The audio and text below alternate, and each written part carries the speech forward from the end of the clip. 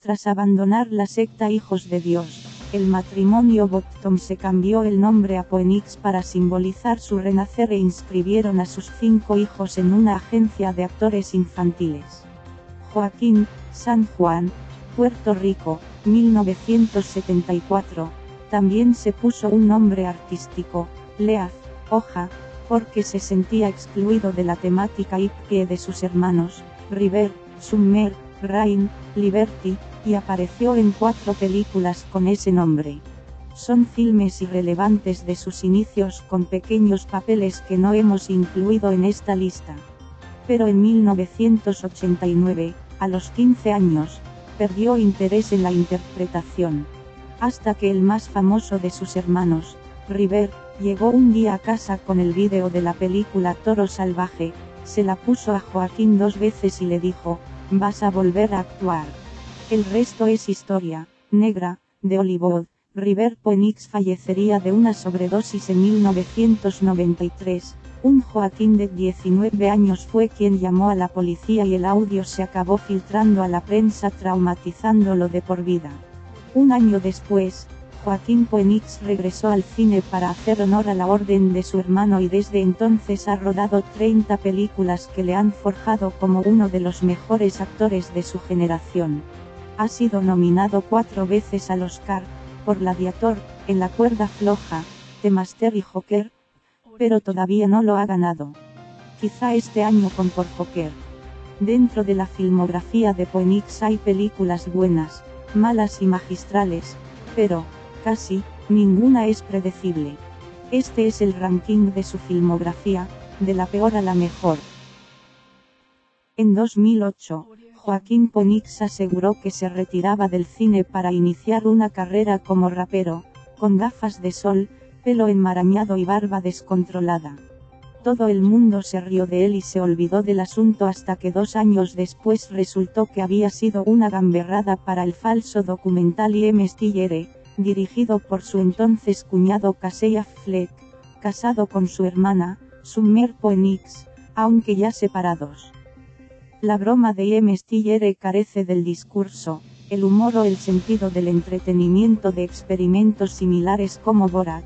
This is Spinal Tap o Popstar y se limita a encadenar momentos de Phoenix siendo una persona horrible contra gente que no estaba dentro de la broma.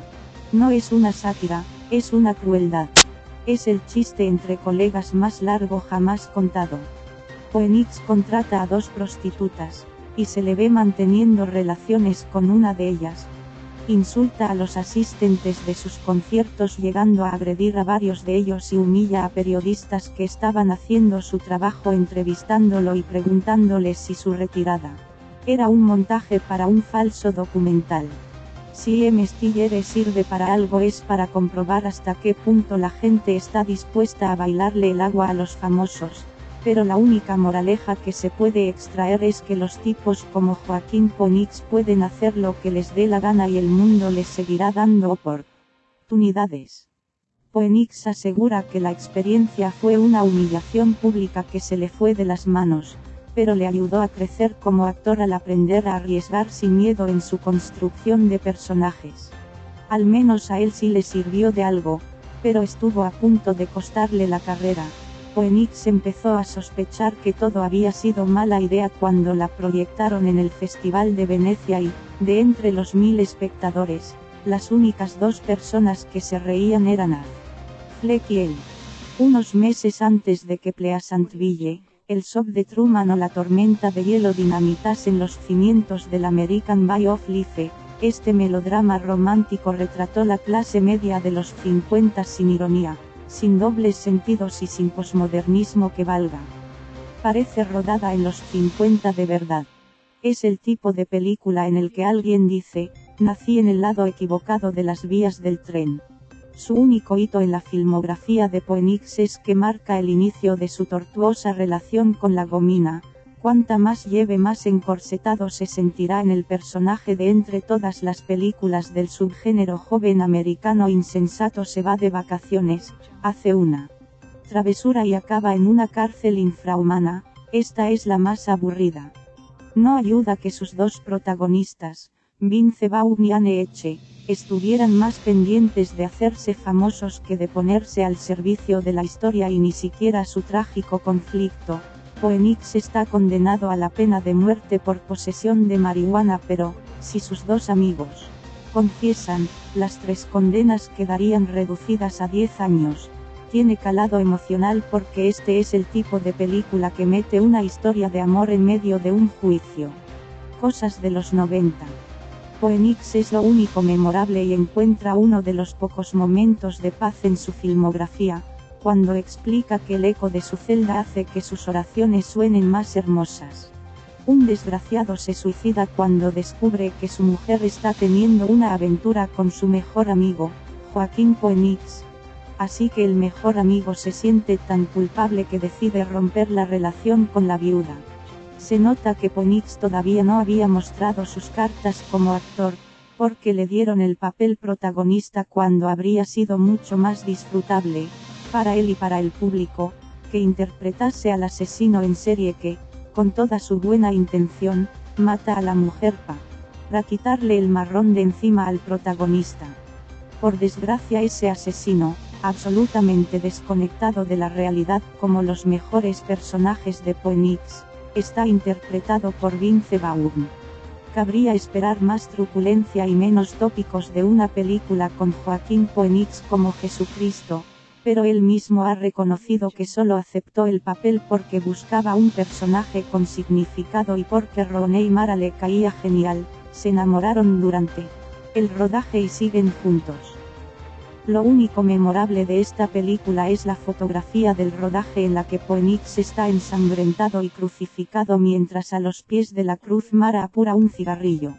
El director, Thomas Vinterberg, cofundador del movimiento Dogma junto a Lars von Trier, tiene obras tan subversivas como Celebración, La caza o Lejos del mundanal ruido. Pero este romance posapocalíptico entre una pareja a punto de divorciarse, Phoenix y Claire Danes, quien se dice que se puso a llorar cuando vio la película de lo mala que era, que decide darse una nueva oportunidad ante la amenaza de un colapso cósmico en 2021 fue ridiculizada en el Festival de Sundance y todo su reparto renegó de ella. Lo malo de la ciencia ficción romántica es que el choque entre dos conceptos tan dispares como existencialismo y amor, en un momento dado, clonan a Danes y Phoenix tiene la misma poca química con ese clon que con la original, puede generar risas nerviosas entre el público. Y si no, que se lo digan a Christopher Nolan e Interstellar. Pero por suerte nadie vio Todo es por amor. Y lo más parecido a un colapso cósmico que va a pasar en la década de los 2020 es que Joaquín Phoenix gane un Oscar por una película, Joker, basada en un cómic. Eso sí que nadie lo habría visto venir en 2003. Antes de erigirse como la estrella favorita de los votantes de Trump, Mark Wahlberg mostró inquietudes artísticas como en este drama negro que marca el inicio de la colaboración de Phoenix con su director fetiche, James Gray. Ambos se han ido moldeando mutuamente y aquí ya aparece el germen de su simbiosis, tipos que saben que nunca van a dejar de ser perdedores, como manda la tradición de todo buen noir. Traumas del pasado sobre los que nadie habla pero que resuenan a gritos en cada diálogo, personajes como el de Phoenix, que no quiere caerte bien porque no le serviría de nada y tampoco sabría cómo hacerlo. Su última escena con su novia, Charlize Theron, genera una violencia silenciosa que después se convertiría en la imagen de marca de Phoenix. Quizá lo más cerca que ha estado Woody Allen de parodiarse a sí mismo, jovencitas bobas enamoradas de señores intelectuales, mujeres que empiezan adorables y acaban histéricas y hombres impotentes que culpan a todos los demás de su fracaso. Y Phoenix tiene muchos talentos, pero ser gracioso no es uno de ellos. Esta podría haber sido la película de venganza de Joaquín Phoenix que todo actor de carácter debe tener en su filmografía, pero se queda en un drama de sobremesa que exige demasiados saltos de fe al espectador para lo monótona que es. Un niño fallece atropellado y su padre, Phoenix, acaba contratando como abogado al conductor que se dio a la fuga. Nadie quiere ver a Phoenix haciendo de hombre normal, Para eso ya hay muchos otros actores, pero lo único que explica que él aceptase el papel es que en la década pasada se hacía poco cine con personajes a la altura de su complejidad. Y había que pagar el alquiler. Este melodrama criminal se beneficia de la cualidad de Phoenix para expresar con su cara un choque de pensamientos contradictorios, a veces dos, a veces más, y aquí su personaje se enfrenta a su sentido del deber para con su familia, su búsqueda de la felicidad y la necesidad de proteger su propia vida y la de su novia. La noche es nuestra es un ejemplo de cómo algunos guiones de James Gray tienen la trama de una comedia de enredo, mafiosos rusos, policías ineptos, malentendidos delirantes, pero dialogada por un tipo al borde del suicidio. Si el enredo no se va de madre es gracias, siempre, a que Joaquín Phoenix no se altera ante cada nuevo giro chiripitifláutico ni intenta explotarlos para su lucimiento. Sus personajes nunca saben que están en una película. Por eso no ha terminado de cuajar como estrella de verdad, ni falta que le ha hecho. Ninguna película ha reunido tantos actores de estómago, de los que actúan como si fuesen a vomitar sus frases, como Uthurn, Phoenix, Sean Penn, Nick Nolte, Jon Voight. El problema es que ninguno estaba en el momento adecuado para que la colisión explotase. Penn aún quería ser una estrella, Nolte seguía traumatizado por haber sido nombrado el hombre más sexy según la revista People 5 años antes, Voight se había hecho el peor lifting de los 90, y Phoenix parecía pedir disculpas por trabajar. Ni siquiera Jennifer López, la chica de la peli, era J-Lo todavía. Pero se adivina la furia de Joaquín en detalles como la modulación de su voz, irreconocible, las iniciales del nombre de su personaje afeitadas en su coronilla, TNT, porque cuando me cabreo soy como dinamita, porque Oliver Stone siempre explica sus metáforas, o su escena cumbre achantando a Penn, y eso no lo consigue cualquiera, mientras de fondo suena, precisamente, Ring of Fire, de Johnny Cash. Este biopic del dibujante de viñetas de humor Jon Callahan no huye del sentimentalismo del subgénero de artistas con discapacidades. Callahan está paralítico, porque se centra en el poder del arte, del humor y de los amigos para recuperarse de las mayores tragedias. El protagonista transmite amargura cuando cuenta chistes y comedia cuando cuenta desgracias. Así es como él ve el mundo y así consigue transmitirlo la película. Este es uno de esos dramas de Hollywood que insiste en manipular emocionalmente al espectador como si su trama, un hotelero acoge, y salva, a 1000 personas durante el genocidio de 1994 que asesinó a entre 500.000 y 1 millón de ruandeses, no fuese ya suficientemente devastadora. Una película con buenas intenciones concebida para limpiar la conciencia de Hollywood y que nominen a sus protagonistas, Don Cheadle y Sophie Okonedo, a todos los premios. Phoenix sabe que su rol es el de acompañar al espectador y limitarse a ser un testigo más de la barbarie del gobierno y el coraje del dueño del hotel. Es exactamente la película que parece. Ni más, ni menos. Una rareza en la trayectoria de Phoenix, al tratarse de un drama comercial convencional. Es un homenaje al coraje de los bomberos, 3 años después del 11-S, hasta el punto de beatificarlos y negarles su condición de seres humanos reales. No son personas ni personajes, son plegarias atendidas. Phoenix interpreta a un bombero que está atrapado en un incendio mientras su compañero, John Travolta, no se rinde y lucha por sacarlo con vida exclamando, por supuesto, frases como: "No pienso dejarte atrás". Phoenix ve pasar su vida ante sus ojos pero no como una sucesión de imágenes, sino como un relato sobre qué lleva a un hombre a decidir dedicar su vida a jugársela por los demás. Una de esas películas que parecen mejor si la ves un domingo por la tarde que cualquier otro día de la semana. Esta comedia cáustica, sobre un soldado en la Alemania de 1989, meses antes de la caída del muro de Berlín, que no tiene ningún respeto por las reglas pero se aprovecha de los patriotas fanáticos que la siguen a rajatabla, acabó hundida cuando la gente empezó a acusarla de antiamericana. Se iba a estrenar justo después de los atentados del 11 de septiembre, pero su retrato de los militares, volátiles, descerebrados, corruptos, fue considerado poco patriótico y acabó estrenándose 2 años después por la puerta de atrás. Incluso una señora le tiró una botella de agua a una de las actrices de la película, Anna Paquin, durante una rueda de prensa. Fue el primer papel protagonista de Joaquín Phoenix, pero es como si no hubiera existido. Merece la pena recuperarla, tiene mucha mala leche, pero sin caer en la crueldad. Cuando el héroe es Nicolas Cage, un investigador privado que descubre una red de tráfico de vídeos snuff. Hace falta alguien muy oscuro para hacer de contrapunto, otra vez, oscuro. Ahí es donde entra Joaquín Phoenix. Aquí tuvo el nombre más trepidante de toda su carrera, Max California, y no hace gran cosa excepto servir como puente narrativo entre el detective y el submundo del porno y tomar decisiones espantosas como meterse en una guarida de mafiosos o teñirse el pelo de azul.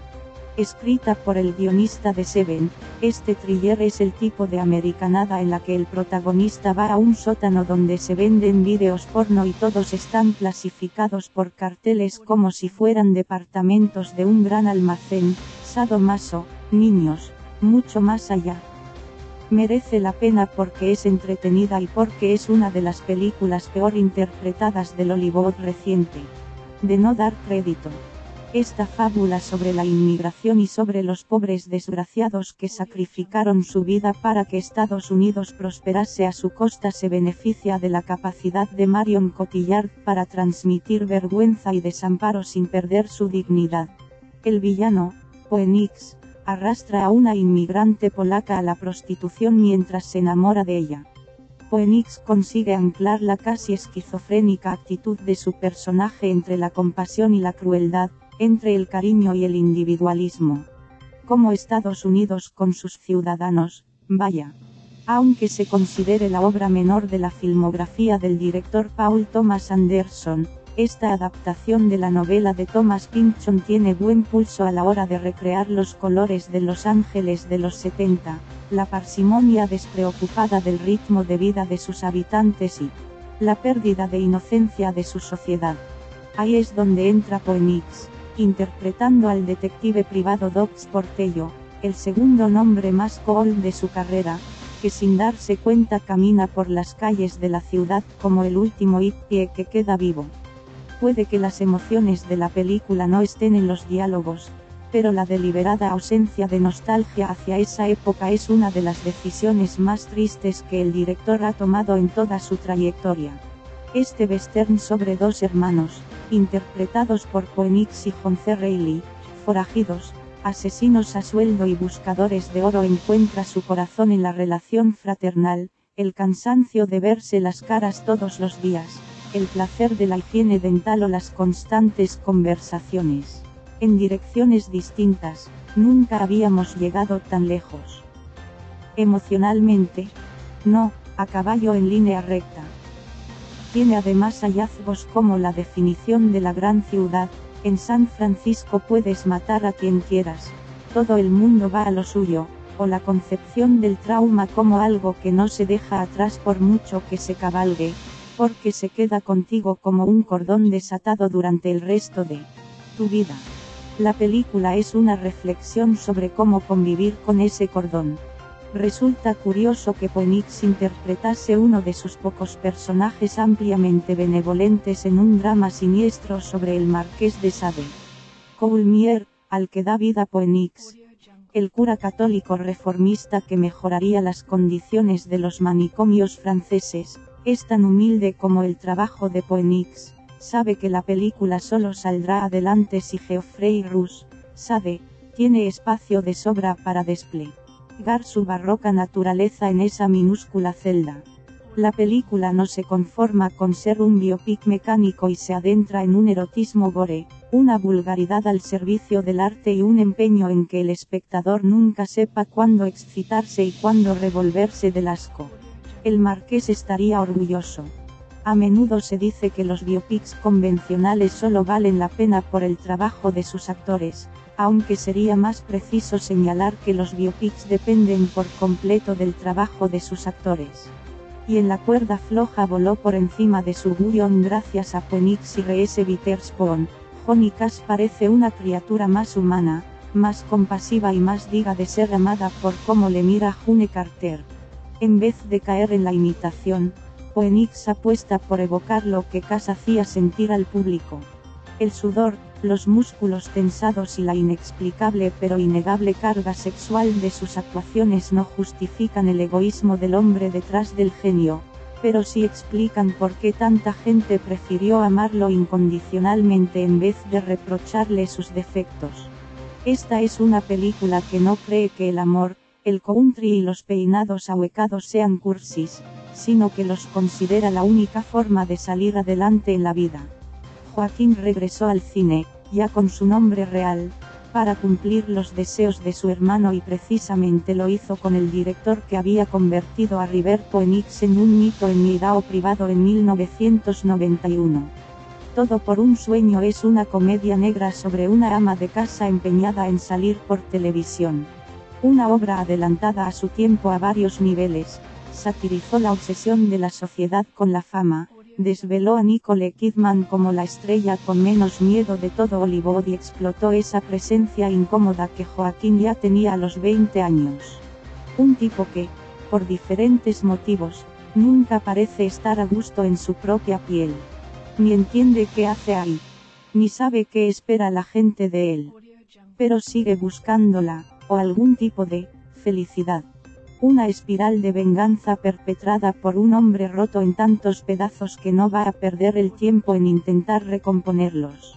La directora juega con nuestro propio deseo de ver violencia, en algunos planos la censura, en otros se regodea en ella, y contó que Phoenix le dio tantos rangos de emoción, reacción y acción que podría editar otras 7 películas distintas con el metraje que se quedó fuera. El actor contó que la directora, Line Ramsay, le envió una grabación con el sonido de fuegos artificiales para explicarle lo que estaba escuchando su personaje en su cabeza y, a partir de ahí, creó a la criatura asesina. La alianza entre Phoenix y Shyamalan es lógica, ambos utilizan el cine comercial para explorar traumas que a la mayoría de los espectadores les resultan inconcebibles, insoportables o demasiado cruentos para comentar en voz alta. Señales abraza el terror de serie B y su paranoia rural mientras reflexiona sobre la pérdida de fe de un cura con la improbable cara de Mel Gibson. Lo que eleva la película es que, como suele suceder tanto en el cine de Shyamalan como en el de Phoenix, los terrores nocturnos y las enfermedades mentales reptan por debajo de la piel del espectador mientras la película le da los sustos y las emociones fuertes que ha venido a ver con un cubo de palomitas. La aparición de un alienígena en una fiesta de cumpleaños brasileña es una obra maestra de la planificación, precisamente porque su puesta en escena parece sencilla, pero no lo es. Y Phoenix consigue una vez más que la mayor chifladura, ponerse conos de papel albal en la cabeza, tenga una lógica aplastante solo porque él no se la cuestiona. Un personaje que empieza la película intentando suicidarse hace que Joaquín Phoenix se sienta en casa. Volovers es contemplativa, silenciosa y a ratos inerte, resulta fría y poco apasionada para tratarse de un triángulo amoroso, y Phoenix aporta las emociones que no están en el guion al construir un hombre completamente desconectado de los códigos sociales, su especialidad como actor, que alberga muchos deseos, pero que desea por los motivos equivocados. Es un acosador, un egoísta y una moral con sus 2 novias, pero la grandeza de la película radica en que ni él es consciente de todo esto ni las personas que le rodean se explican qué le ocurre. Habrá quien opine que es de esas en las que no pasa nada, pero se trata de un melodrama atrevido porque no juzga la psicología de su protagonista, prefiere expresar, sin aspavientos ni dramatismos, cómo esa psicología es incompatible con la sociedad. Y por eso ha intentado suicidarse, porque literalmente no sabe cómo vivir. Que no pasa nada, vuelvan a verla. La gente fue a verla por el tráiler engañoso que prometía una película de terror con sustos y final sorpresa, pero se encontró con la radiografía de las sociedades fanáticas, el miedo al progreso y la paranoia colectiva. Y no pudieron olvidarla por esa banda sonora sacada de un sueño, esa fotografía mágica y ese plano de la mano de la protagonista ciega, Bryce Dallas Hobart, extendiendo su brazo convencida de que su enamorado, Phoenix, aparecerá para salvarla. Y el espectador también sabe que aparecerá no porque sea una película de Hollywood. Shyamalan ha aplastado las expectativas optimistas del público en muchas ocasiones, sino por la devoción descarada con la que él, aprovechando que ella no puede verle la cara, la ha mirado durante sus interacciones iniciales, está enamorado como solo se enamoraba la gente en las novelas góticas como Cumbres Borrascosas, sin esperanza de consumar, sin identidad individual, sin miedo a la muerte. Muchos se sorprendieron cuando el director, M. Night Shyamalan, deconstruyó la mitología de los superhéroes, expandiendo su meditación de El Protegido, con Multiple Blasts. El director, por cierto, quería a Phoenix para el papel que acabó interpretando James McAvoy. Ojalá vivir en la línea temporal en la que eso ocurrió. Pero, en realidad, el bosque ya tiene el espíritu de una historia superheroica, la chica que, cual Lois Lane, confía en que su Superman aparecerá en el último instante para salvarla. Lo audaz de El Bosque es que, a partir de la siguiente escena, el verdadero superhéroe de la peli será ella, quien tiene que superar 12 pruebas para salvarle a él. Un cuento moderno. Con sus admiradores y detractores, aunque, por ruidosos que sean los segundos, son más numerosos los primeros. Joker le ha devuelto al cine la relevancia social, cultural y mediática que llevaba años sin tener. Un thriller psicológico que se aprovecha de la maquinaria de marketing en torno al cine de superhéroes, el único formato infalible en la taquilla actual, para explorar los diversos tipos de violencia, social, política, machista, intrafamiliar, laboral, económica y, por supuesto, física.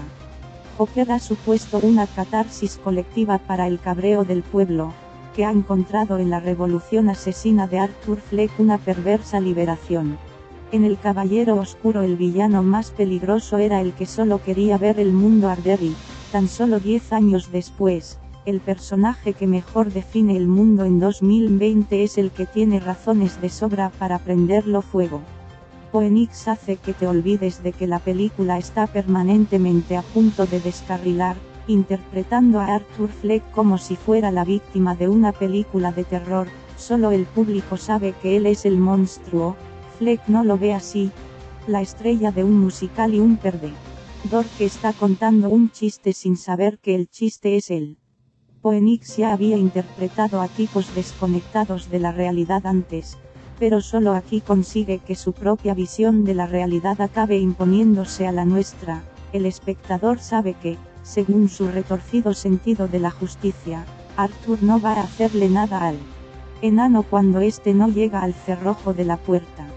Phoenix mira de forma distinta a cada personaje con el que se cruza y así construye, contra todo pronóstico, una coherencia interna dentro de su nihilismo. Que Todd Phillips, el director, haya sabido contar su cuento de terror con poesía, fluyendo de una escena a la otra y sin remilgos a la hora de denunciar el sistema capitalista en una película financiada por la poderosa Warner, confirma que la existencia de Joker no tiene ningún sentido y es tan anárquica como el propio Joker. Que haya calado tanto entre el gran público tiene, en realidad, demasiado sentido. Y eso es lo más escalofriante de la película. Entre tantos decorados, tantas batallas y tanto máximo décimo meridio, que el mundo recuerde al emperador cómodo de Joaquín Phoenix es todo un logro. Que su interpretación, 20 años después, siga siendo una de las más influyentes es directamente un hito. Cómodo vive dentro del Joker de Heath Ledger, de Kylo Ren, Star Wars, y de Joffrey Baratheon, Juego de Tronos. No es un villano con un plan, porque para lo único que quiere el poder es para quitárselo a Máximo, para que su padre se revuelva en su tumba y para poder acostarse con su hermana.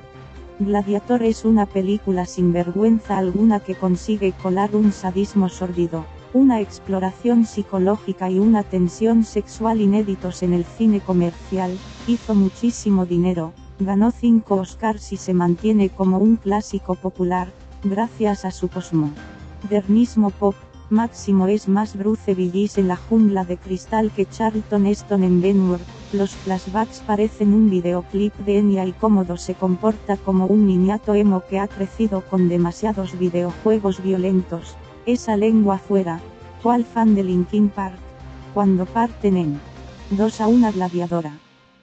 Pero la película sabe que el espectáculo de verdad está en el conflicto antediluviano entre el héroe, que no quiere el poder aunque sea el más indicado, y el villano, para quien el poder es un juguete que no soporta compartir con sus primos. Tanto que su enfrentamiento resulta eléctrico a lo largo de los 171 minutos a pesar de que solo compartan 2 escenas juntos. Y cuando por fin se enfrentan al final, la violencia de Máximo contra Cómodo no es física, sino humillante. Gladiator sabe dónde está el drama. Ridley Scott, su director, sabe dónde poner la cámara. Y Joaquín Phoenix sabe que te has quedado con ganas de ver la película de Cómodo y te sientes un poco culpable por ello. Esta obra magna arrancó la segunda y actual etapa en la filmografía de Phoenix, cuando Hollywood no quería ni verle por la broma de mal gusto a gran escala que fue I.M. Stiller.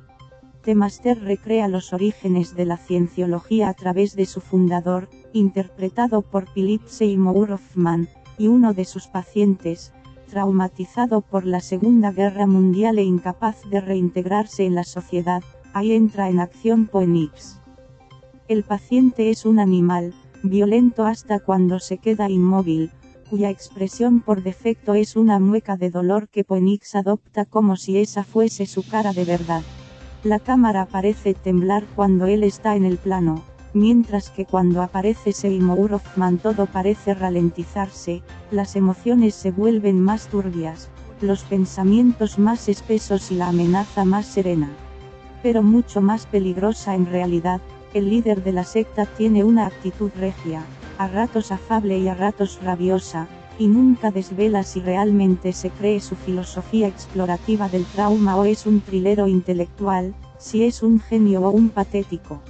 The Master presupone, respeta y estimula la inteligencia de su espectador. Y es una obra visualmente exuberante, con unos colores intensos, que no brillantes, como si estuvieran pintados por un pintor furioso. El plano de Phoenix recordando su infancia y pasando de la inocencia a la agresividad sin, en apariencia, mover ni un solo músculo es un prodigio. El contraplano de Seymour Hoffman sin inmutarse, pero igualando la intensidad de Phoenix, es inexplicable desde un punto de vista cinematográfico. Se trata de una película que evoca, durante 2 horas y media, lo que siente una persona que convive con la ansiedad. Nada en ella se puede racionalizar, excepto el personaje de Amy Adams, quien cuando masturba a su marido para convencerle de que abandone a su paciente demuestra qué tipo de mujer es y cuando al terminar se limpia con una toalla demuestra qué tipo de mujer no es. Pero todo altera el estado nervioso del espectador. No solo cuenta los orígenes históricos de una secta, es que consigue que el público se sienta como los primeros incautos que cayeron en ella. ¿Quién iba a pensar que Joaquín Phoenix podría resultar tan adorable? Este cuento de hadas sobre un hombre gris que se enamora de un sistema operativo captura la imaginación del espectador a través de los detalles. Phoenix sabe que su personaje es excéntrico para el público, pero no dentro del universo que plantea la película. Comprende que los sentimientos son reales cuando se sienten reales, aunque su origen sea artificial, y no considera ridículo bailar con su novia virtual, charlar con ella hasta quedarse dormido o irse al campo en una cita doble porque interpreta a un enamorado puro sin ironía, cinismo o sarcasmo. Su naturalidad, más esperable de un Tom Hanks que de un Joaquín Phoenix, humaniza un relato que analizado fríamente es absolutamente demencial y perturbador.